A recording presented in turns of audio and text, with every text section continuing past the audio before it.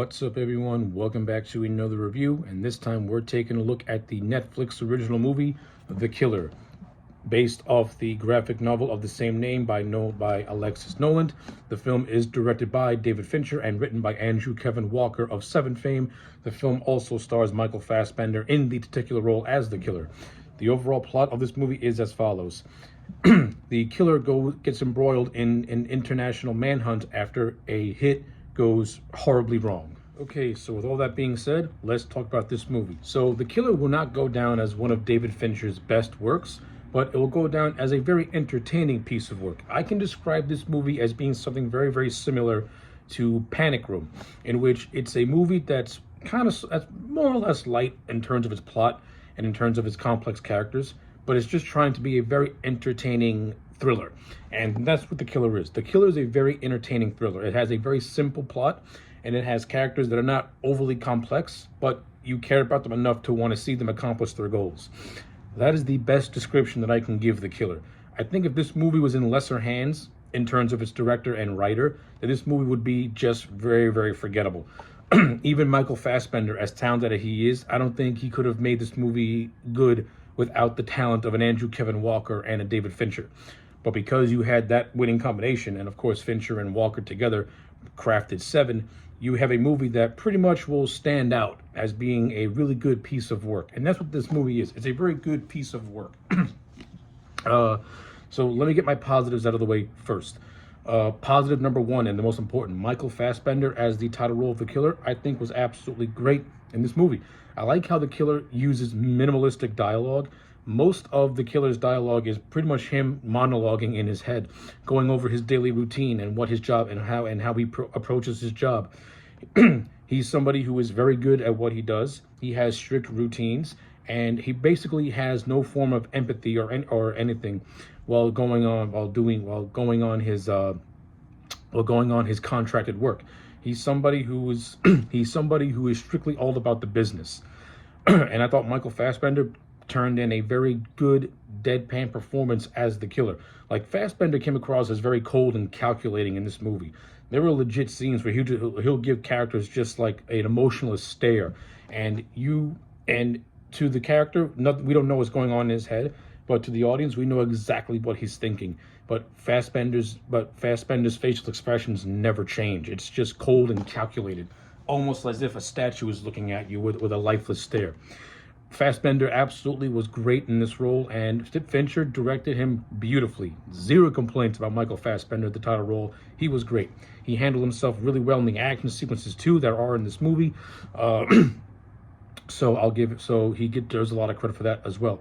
So yeah, Fassbender as the lead, perfect choice. And I'm also being a little bit biased because I am a Fassbender fan. I like his work, not only as Magneto, but also in his work in Prometheus and 300 and stuff like that. Like, Fassbender is one of my favorite actors working today. The man is just uber talented. The supporting cast around him, even though they don't have a lot of screen time, they make the screen time count. Like Tilda Swinton, she plays a character known as the Expert, who was involved on an attack on the killer's house and his girlfriend. Tilda Swinton, in the limited amount of screen time that she has, turns in a great performance. I like the scene of her and the killer having their conversation in this lavish restaurant, where we're suspected to believe that she has come to terms that the killer's going to get her, but after she fakes breaking her ankle and brandishes a knife, she gets shot in the head, dead bang. I thought Tilda Swinton, in the limited screen time she had, turned in a great performance, and I actually do kind of like the monologue of her telling the story of a bear and how it correlates to what the killer had to the killer's motivations. So I thought that was actually pretty good. So yeah, enjoyed it. Good acting, good performance by Tilda Swinton. Not her best performance, but for what she was given, I think she made it work, and she made it work really, really well. The other supporting cast includes Chris Parnell, who plays the lawyer, who more or less is the killer's handler. He has one scene where the killer kills him with a nail gun, because it's actually the handler who more or less orchestrated the attack on the killer. That sets off the chain of events of the movie. So, his scene was that one scene he has when he and the killer go face to face. It was okay. Nothing really came much out of it. The bulk of the killer and the lawyer's dialogue is mostly through phone calls, since he's the killer's handler. But that's pretty much it. But as acting wise, Parnell did a decent job. Nothing all that memorable, but it was fine for what it was. Arliss Howard plays his character known as the or yet better known as Claiborne, and it's actually what happens at the beginning of the movie between the killer and Claiborne that sets off the chain of events of this film.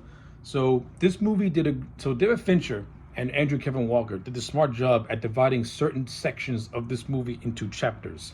So in the first chapter, which takes place primarily in France, the killer is contracted to kill a target by the name of Claiborne. After he accidentally shoots the dominatrix, the Claiborne character then makes a deal with Hodges to plan an attack on the killer. But when they attack the killer's home and Santo Domingo, they ransack his house and they brutalize his girlfriend. And this is what causes the killer to go on a manhunt to try and find the ones who did this, all leading to the character of Claiborne. And I liked Arliss Howard in this movie. He only comes in the last 10 to 15 minutes of the movie, but I like how he's somebody who is clearly in over his head, who doesn't really have the sense of an idea of what his actions have caused. But I do like how the killer spares him, but also gives him like this little warning that if he does something like this again, or if he comes after him again, the killer ain't going to be so nice to him this time. And I like how weaselly Arliss Howard plays the role. He literally plays the role of a guy with too much money who made a really bad mistake, and now he's going to have to live the rest of his life looking over his shoulder, looking over his shoulder. I ain't gonna lie, I saw a lot of dark comedy in there, so that was cool. And then you have the other supporting cast. You got this actor by the name of Salah Baker, who plays this character known as the Brute. He and the killer have a very entertaining, yet maybe a little too much of a lengthy fight in the Brute's Florida home, in which it ends with the Brute having a chair stump get shoved up his ass, bleeding through his anus, and then the killer throws a Molotov cocktail, blowing up his house. So yeah, I thought this whole fight scene was entertaining, though it kind of dragged on in a lot of areas. It kind of reminded me of the Punisher and Russian fight from the Punisher 2004 movie, in which they're just throwing everything at each other, and the killer's doing whatever he can to try and beat this mammoth of a man down. So, in terms of that aspect, I saw the entertaining value of it. While that fight scene in the Punisher was done as a more dark comedy way, this was done in a more darker, serious way. So, in essence, I overall liked the scene, though I would have cut maybe 1 or 2 minutes off of it, because I think it dragged on longer than it should. That's just me. That's just how I feel personally. And and the rest of the supporting cast is fine too. The killer has a girlfriend named Magdala, whose attack and the house is what sets off the chain of events. I would have liked to have seen maybe one scene of these two together to get some semblance of what the relationship is like before she gets attacked, so that way I can have a more emotional connection to the killer wanting to take down the men who attacked her and ransacked his home. That's just me personally. Maybe showing showing the humanity side of this character, since we mostly just see his stoic side. We rarely get a glimpse into his human side. We get like flashes of it here and there, but not enough. I think one scene with Magdala and the killer would have made the killer feel, would have gave me more of a connection to him on a more emotional level. But we didn't get that. We got one scene where he does show emotion when he sees her in the hospital, and it's good enough to get into his head a little bit, and you can see his grief. But I would have liked to have seen a scene where they were just acting like a couple. That's just me personally. I think that would have added just a little bit more to this movie. And that's just me. That's just how I feel. The actor who plays the Magdalene's brother, he has a brief little role, and we see that he and the killer have a good relationship with one another. And okay, that was fine. And and then that's pretty much it in terms of the actors wise. Like the cast of this movie is relatively small, but everyone plays their role well, and that's the best I can say. In terms of this movie's cinematography, this movie is shot by Eric Menschmidt. If I said his name wrong, I'm sorry. He has been Fincher's go-to DP pretty much since Mank in terms of his films, and I thought he did a decent job. But I think this movie looks really well from a cinematography standpoint. I like the dark and grounded grittiness of it. It really adds to the overall tone and feel. And then, of course, you have the man himself, David Fincher, the director. And what can I say about David Fincher? The man knows how to direct the movie. He knows how to direct his actors. He knows what to get out of his actors. The man knows how to create this intense, dark, and gritty atmosphere. Watch movies like Seven and The Game, and Panic Room. This movie is no exception. David Fincher knows how to make his movies feel grounded, make them feel realistic, though in a very heightened way, but still real enough where it could realistically happen in the real world. And he brought that to The Killer, and he did an awesome job. Directing wise, this movie is awesome.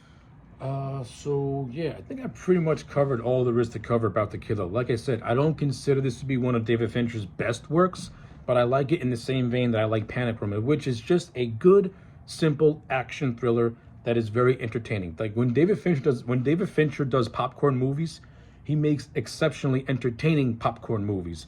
But he also puts in his wits and talents also, and you get a unique movie. And that's what The Killer is to me. It's a David Fincher movie, and David Fincher knows how to make very good movies that that even if they're not going to be 10s all across the board, you're going to get at least an 8 out of him. And that's how I feel The Killer is. The Killer to me is a solid 8 out of 10. It is a very entertaining action thriller movie. Michael Fassbender puts in a great performance as the titular character. The stoicness is what really drives the point home, and Michael Fassbender portrays that perfectly. The supporting cast, though very, very minimal in terms of their scenes, they all have a chance to be memorable, which is a good thing. The action sequences, I think, are very well done, with the fight with the Brute being more or less the standout set piece. But I think my favorite is where the killer kills the expert, mainly because I like the conversation between the two and everything building up to him shooting her in the head.